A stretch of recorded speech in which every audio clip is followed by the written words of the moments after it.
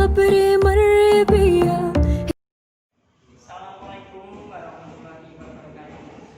Anak-anak semua, ini sudah saatnya pembelajaran. Kita mulai pembelajaran kita, yaitu tentang peluang. Kita melanjutkan materi yang kemarin, yaitu sudah sampai pada permutasi dan kombinasi yang nanti sangat kita gunakan dalam peluang. Tetapi untuk sampai peluang, sebelumnya kita lihat dulu, yaitu dari suatu percobaan. Percobaan itu apa? Percobaan yaitu suatu kegiatan yang dilakukan berulang untuk mendapatkan hasil yang kita inginkan. Kemarin kalian sudah punya materinya, sudah saya share, kemudian LKS juga ada, tapi tidak ada salahnya di sini kita beri contoh atau gambaran, yaitu tentang percobaan. Nanti ada 3, yaitu mungkin yang pertama percobaan pelemparan dadu, yang kedua mungkin pelemparan uang logam atau koin, yang ketiga pengambilan kartu brik atau kartu remi. Jadi itulah contoh yang nanti sangat berpengaruh sekali atau sangat bermanfaat pada menentukan peluang kejadian. Bukan berarti dari yang disebutkan tadi mengarah ke perjudian, tidak ya, tapi ini untuk pembelajaran. Salah satu contoh yang paling tepat yang kita gunakan. Ya, di sini saya ambilkan contoh untuk menentukan peluang. Kita harus dari percobaan tadi bisa menentukan kejadiannya, nanti ditulis dalam bentuk ruang sampel. Kejadian-kejadian yang kita dapatkan dari suatu percobaan nanti semuanya ditulis dalam bentuk himpunan, atau kita beri notasi dengan S atau ruang sampel. Kalau misalnya yang kita lempar itu adalah sebuah dadu, ingat dadu itu matanya adalah 6, bukan berarti mata itu angkanya 1, 2, 3, 4, 5, 6 ditulis, tapi 01, 02 sampai 06. Tapi sering kita gunakan karena kita belajar matematika, maka kita notasikan dengan angka, yaitu 1, 2, 3, 4, 5, dan 6. Kalau hanya menentukan S-nya seperti ini, saya kira tidak ada masalah. Tapi kamu nanti untuk mengarah ke peluang juga harus bisa menentukan anggotanya, anggota dari ruang sampel, atau disebut dengan titik sampel. Jadi anggota dari ruang sampel nanti disebut titik sampel. Biasanya kita tulis dengan NS. Tinggal kita hitung. Di sini ini titik sampel, dan seterusnya 1 sampai 6. Berarti nanti NS-nya ada 6. Kemudian dari percobaan tadi, tiap anggota dari ruang sampel itu nanti disebut dengan kejadian. Jadi kejadian itu disebut atau bagian dari ruang sampel atau S. Ya, nanti kita memang kaitannya dengan kejadian. Sekarang kalau misalnya yang dilempar adalah 2 dadu, tadi 1 dadu S, sebuah dadu. Sekarang yang kedua, kalau misalnya yang kita lempar adalah 2 dadu, 2 dadu. Jadi di sini memang kalau 2 dadu maka nanti S-nya itu banyak sekali. Tidak mungkin kita menuliskan pasangannya 1 sampai 36, karena kalau S-nya tadi yang sebuah dadu adalah 6, itu diperoleh dari 6 pangkat 1. Sekarang kalau yang dilempar 2 dadu berarti nanti NS-nya bisa ditulis adalah 6 pangkat 2, berarti ada 36. 36 tidak mungkin kita tuliskan semuanya. Maka nanti salah satu contohnya saya ambil, cara penulisannya bisa ditulis dalam bentuk kolom atau tabel 1, 2, 3,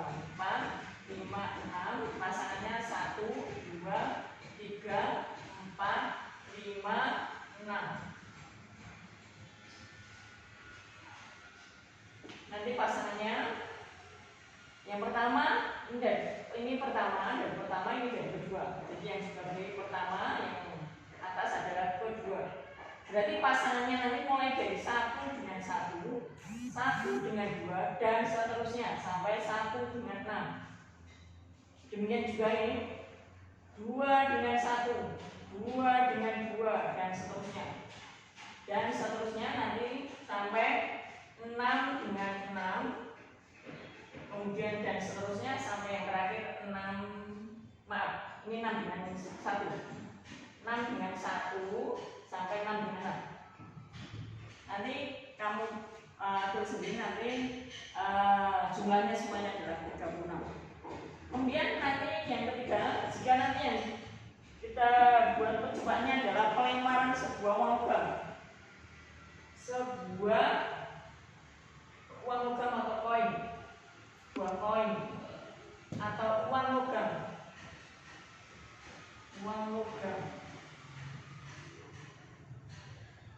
itu karena uang logam, kalian pasti semua tahu uang logam. Kalau kamu punya uang logam, kamu lempar, nanti ada 2 matanya. Yaitu yang pertama mungkin munculnya angka, yang kedua mungkin munculnya gambar. Walaupun di sana gambarnya ada macam-macam, tapi kita simbolkan atau kita notasikan dengan gambar itu aja. Berarti nanti S-nya bisa ditulis angka gambar. Kemudian sama anggotanya, karena ada 2 maka tulis 2. 2 ini karena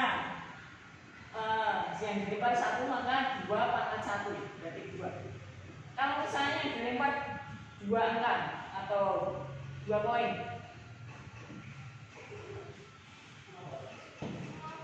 maka nanti kita pasangkan angka gambar, pasangannya juga dengan angka gambar.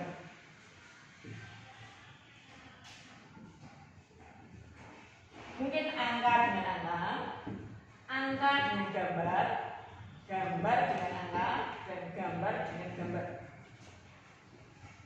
Maka 2 koin itu kalau S-nya bisa dilihat nanti itu AA, AG, DA, DG, nanti ditulis selanjutnya.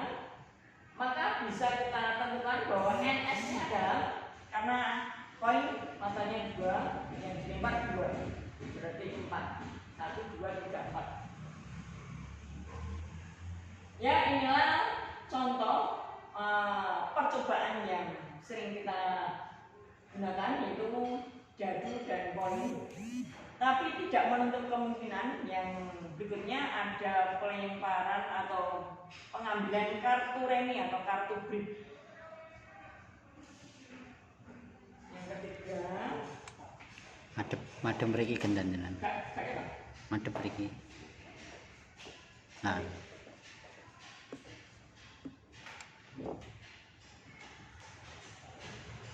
Kartu remi. Untuk menentukan kartu remi dalam peluang ini sangat berkaitan dengan kombinasi. Jadi untuk menentukan NS dan NK-nya kita ambil kombinasi. Kartu remi, jumlah kartu remi adalah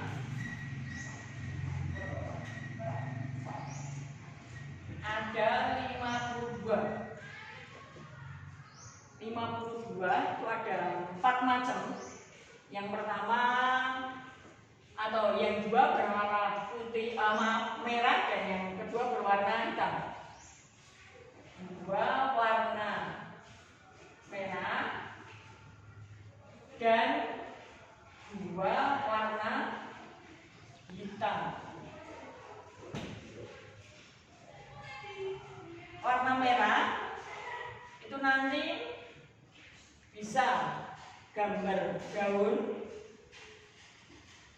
merah, bisa bata merah. Kemudian yang warna hitam mungkin nanti daun hitam, atau yang kedua keriting. kartu keriting.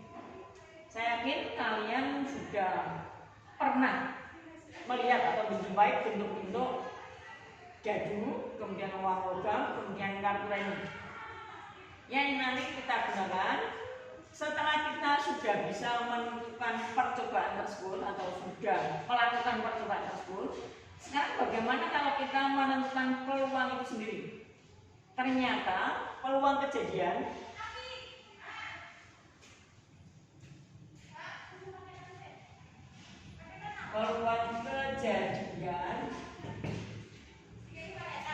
dari kejadian yang disebutkan dengan K, maka peluang kejadian bisa kita tulis PK seperti pada LKS bagi pada, yaitu dirumuskan NK per NS.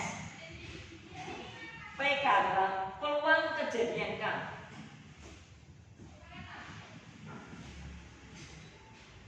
Peluang kejadian K. Walaupun sini K, tapi kita bisa menggunakan simbol A, B atau yang lain boleh. Kemudian NK adalah banyaknya anggota kejadian K. Kemudian NS banyaknya anggota ruang sampel S.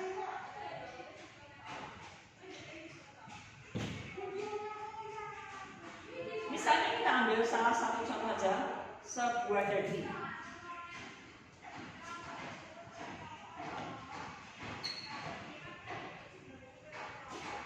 Pada pelemparan sebuah dadu. Ingat, yang paling penting pertama harus tahu dulu NS-nya, karena kaitannya dengan NS adalah ruang sampel. Banyaknya anggota dari ruang sampel. Kita tidak perlu menentukan S-nya itu kita tulis semua, tapi kita harus tahu NS-nya atau banyaknya anggota dari ruang sampel S. Pada pelemparan sebuah dadu, tentukan peluang munculnya angka ganjil. Pasti semua sudah tahu. Kita lihat NS-nya dulu, karena yang dilempar satu dadu berarti NS. Karena sebuah dadu maka 6 pangkat 1 berarti 6. Kemudian kalau memang kita sering menggunakan kejadiannya kita simbolkan dengan K, boleh. Maka kita tulis dulu kejadiannya yang disebut angka ganjil. Kita tahu angkanya tadi 1, 2, 3, 4, 5, 6. Tahu bahwa ganjil adalah mulai dari 1, 3, dan 5. Kalau sudah kita tulis kejadiannya, maka anggotanya banyaknya angka pada kejadian K adalah 1, 2, 3.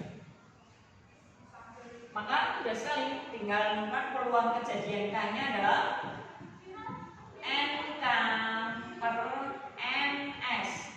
Tinggal masuk. Itu 3 per 6 itu sebetulnya sudah betul.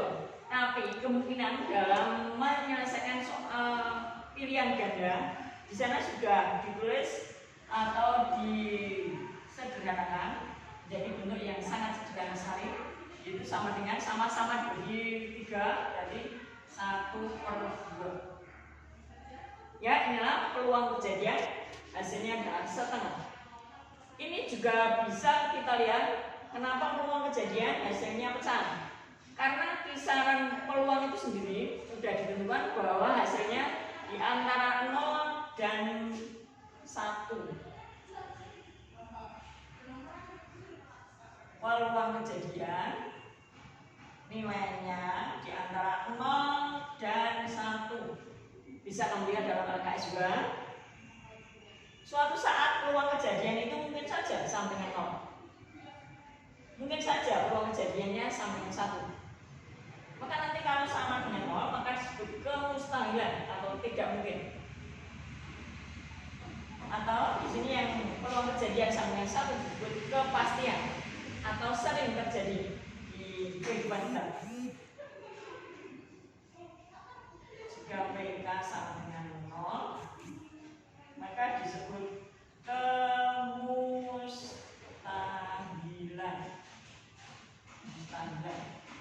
Dan jika PK sama dengan 1 disebut kepastian.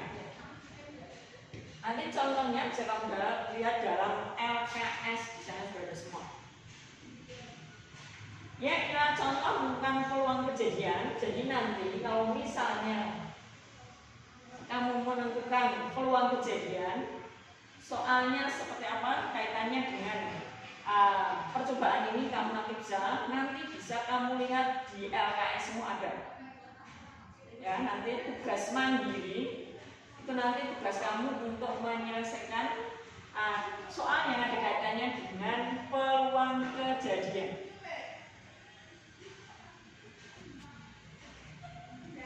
Dari peluang kejadian ini nanti juga sangat berpengaruh dalam menentukan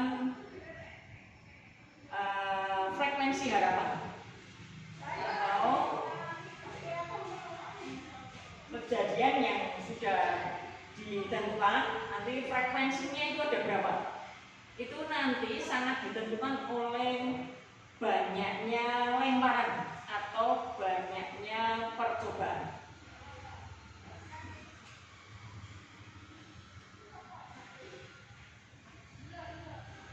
Closing, tutup. Ya, inilah uraian dari peluang kejadian. Nanti biar kamu lebih jelas, dicoba tugas mandirinya. Ya, saya kira sekian dulu. Nanti kita sambung lagi lain waktu. Assalamualaikum.